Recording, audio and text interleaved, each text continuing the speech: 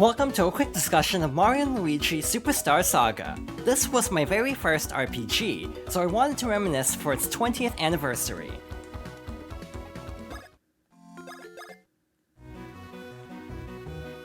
At the time, I didn't really branch out much in terms of the kinds of games I like to play. I mostly stuck with familiar franchises, specifically Nintendo, and especially Mario. As a result, my only other experience before this with a turn-based RPG would have been a store demo of Paper Mario, but I didn't have a Nintendo 64, and as a result, I wouldn't play the full game until the Wii Virtual Console.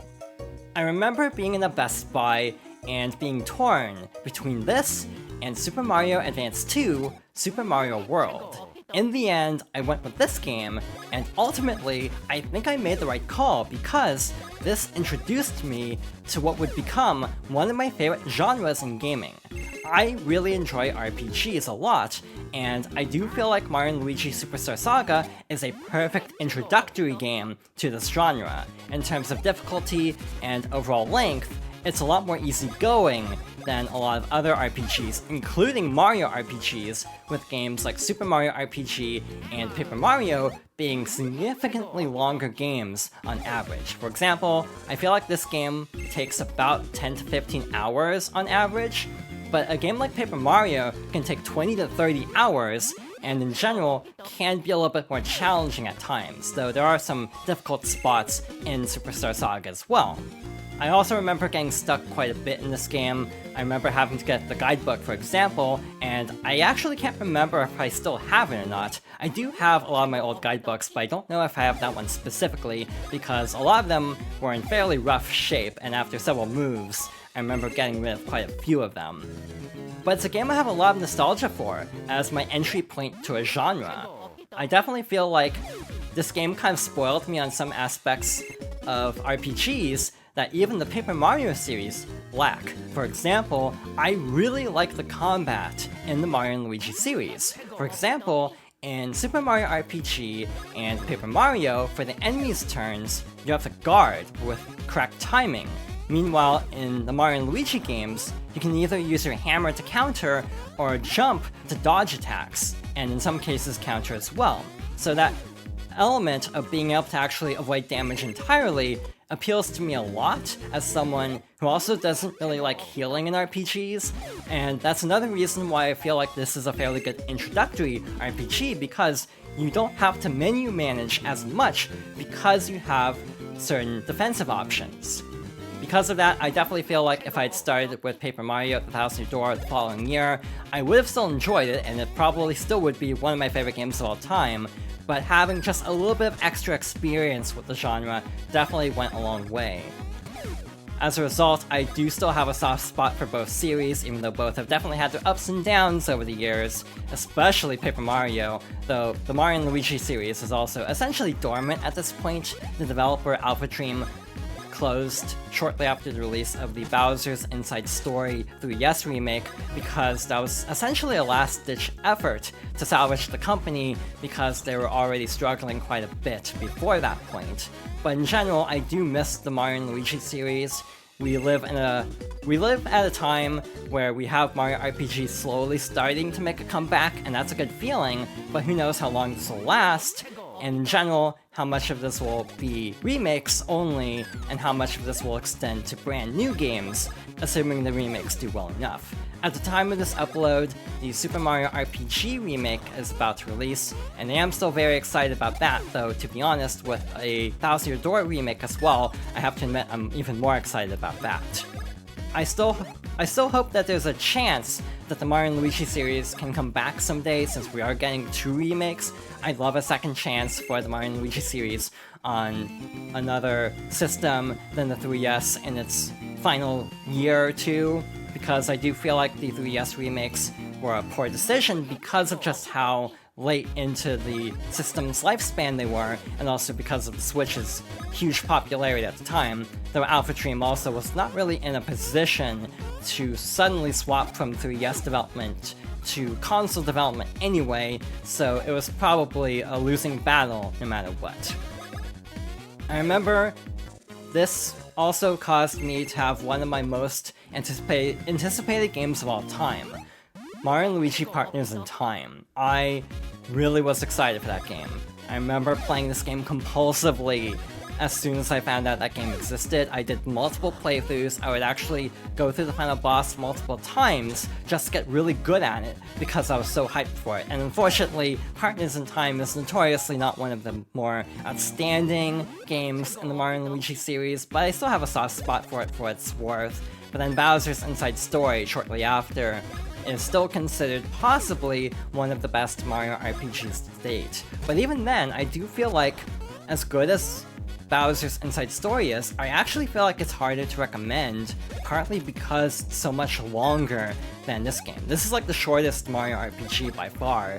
All the others are fairly involved by comparison, with games like Bowser's Inside Story and Dream Team being closer to 40 hours. So again, this is why I think this was a perfect first RPG for me, and again, I feel like I owe this game a lot in terms of getting me invested in this particular genre.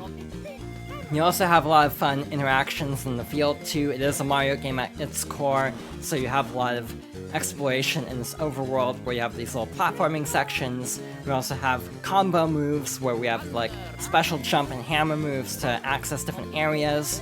So in general, it does feel like it incorporates a lot of platforming elements, possibly even more so than Paper Mario, maybe about on par with Mario RPG, though admittedly, it's actually been a bit since I've played through that game, because frankly, I've been waiting for the remake of this game. In general, I feel like both series share a lot of DNA from Mario RPG in different ways. For example, Chino actually makes a cameo in the original version of Superstar Saga, though unfortunately for copyright, this was left out of the 3DS version. Again, that's another reason why I kind of hope maybe we could get another remake at some point to restore some of the content that was left out, like Chino, from this version, and also include like Partners in Time and Bowser's Inside Story in like a unified art style in one package to kind of incentivize it better as well, and also having it be in HD for the first time. Because frankly, a lot of Alpha Dream, despite the company going under, they did go on to other companies from what I understand, including some ending up at Nintendo, so it would be nice to see a resurgence of this series as well, since the other two sub-series are also about to thrive, essentially, hopefully, assuming both remakes do well, and I truly hope both do well. In general, though, I definitely feel like Superstar Saga is also a little bit dated in some ways because a lot of the other games advanced the gameplay in such a way that kind of makes it harder to go back to this one. And because of that, in some ways, I almost think the 3DS version might be a little bit easier in some cases. For example, you might notice in battles with the action command system, like in the other Mario RPGs, you can press a button to basically deal more damage, otherwise you'll like fall over and deal less damage, but with the action commands, they work a little bit differently in this game compared to every other Mario & Luigi game, where basically you have one hit. In Partners in Time, you have the adult Mario Bros. And their baby counterparts, so you have 2 button presses to deal maximum damage, one with each button essentially, and then they basically carry that forward to some extent with the rest of the games, where the action commands are a 2-hit combo instead of a 1-hit combo. The 3DS remake actually changes that to a 2-hit combo to be more like the others, and in general, it has been rebalanced quite a bit. Also, unlike the Bowser's Inside Story remake, the Superstar Saga remake is actually at 60 FPS, so it also is still a very easy version to recommend if you haven't played Superstar Saga already. Obviously, this is being played through the Nintendo Switch Online app, and I will say that this is also a very good version of the game to play, and obviously a little bit more accessible than trying to hunt down a 3DS copy, potentially. But in general, I do highly recommend playing this game in some form. Both are incredibly fun. I do feel like, unfortunately, Superstar Saga is an unusual game because this and Partners in Time, to my understanding, are actually some of the only Mario games to get released first in North America and in Japan later, and as a result, certain things were actually tweaked later on, and I definitely feel like as a result, the balancing in the international version is actually a lot worse. For example, certain enemy health totals were readjusted for partners in time because of how tanky some of the enemies could be. Certain badges in this game that were incredibly overpowered were nerfed a bit to make them a little bit less of a, like, win button, essentially. So for example, we do have an equipment system here with pants and badges. There's the Mush badge, which powers up based on how many mushrooms you have in your inventory, and using that badge, you can basically steamroll everything in the North American version, but they did nerf it a lot in the Japanese version. And a lot of the changes also apply to the Superstar Saga 3DS version. For example, the amount of health that certain items heal is also lowered in the Japanese version. In that case, I actually don't remember if that's the case for the 3DS version also. Well, but one change I do recall being left in is heal blocks. So Paper Mario has heal blocks where you can basically jump into them and get a free heal. In this game, there aren't any in the North American version, so you have to completely rely on items for healing. Heal blocks were added into the Japanese version, and I'm pretty sure they were left into the 3DS version as well. So again, in a lot of ways, the 3DS version almost does feel a little bit more accessible, though I actually feel like, as someone who's played this game more times than I can actually count, I actually think the 3DS version's harder because of muscle memory, because of the attack timings and defensive timings being so different because of the change in art style and the two-hit system for the jump attack. It's actually a little bit difficult to get used to after playing this game for so many years. That being said, I still like the 3DS version. I haven't played the Bowser's Inside Story remake yet, other than the 30 FPS cap. I actually don't know of any significant other problems. I think they do actually change some of the balancing, so some of the bro attacks have been nerfed a bit. But again, I do feel like that struggled a lot more because it was also a more redundant remake, because the 3DS can actually run DS games, and therefore it didn't have as much of a purpose as this, where you're going from 2 generations forward, so it is a more significant leap in technology and overall gameplay and balancing. So I do feel like Bowser's Inside Story would have been better on something like the Switch, but again, it just probably wasn't in the cards because of Alpha Dream. I also do like some of the other games too. I personally remember enjoying Dream Team to some extent, though admittedly it's been forever since I played it, like 2014 or something, and I feel like if I tried to play it again, I'd get driven nuts over the tutorials and the overabundance of them. But again, I do remember having a fairly okay time with that game, even though, again, I definitely feel like on a replay, I would definitely feel less positive about it because of the amount of padding. And then finally, there's Paper Jam, which is obviously a crossover with modern Paper Mario that needs to be stressed, because it definitely feels like a missed opportunity because it's very much limited to the modern aesthetic post-Sticker Star, and as a result, it just kind of feels bland. Oddly enough, as much as people like to harp on the modern Paper Mario games, a la Color Splash and Origami King specifically, and even Super to some extent, I almost feel like I like those games more than Paper Jam, just because at least those games have some high points. Meanwhile, with Paper Jam, it's just like consistently average the entire time, to the point of just being kinda forgettable. So again, in a lot of ways I do feel like Paper Jam might be my least favorite Mario RPG next to Sticker Star, just because it doesn't have anything particularly memorable either way, and as a result, it just ends up being boring, and I'd rather have like a mixed game like Color Splash, where there are some high points and also some very low points, that is more interesting to me than a game that's just consistently mid, if that makes sense. But again, it is a shame that the series petered out the way it did. I definitely wish they had gotten more chances to continue the series, but again, just a lot of problems with the developer just kind of caught up to them from what I understand. And in general, Mario RPGs were also in a weird spot because of the insistence of like, well, if everything's gonna be on the same like systems, why do we have like 2 Mario RPGs on the same system?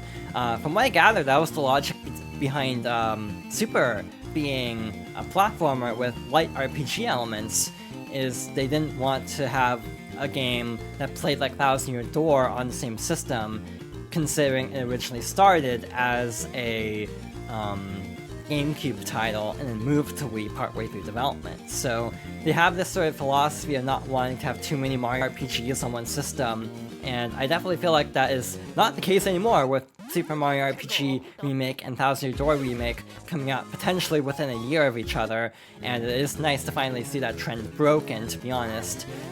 But again, it definitely caused a lot of problems with the franchises, and I definitely feel like I wish they had come to this conclusion sooner, and maybe that would have prevented the loss of like Alpha Dream, for example.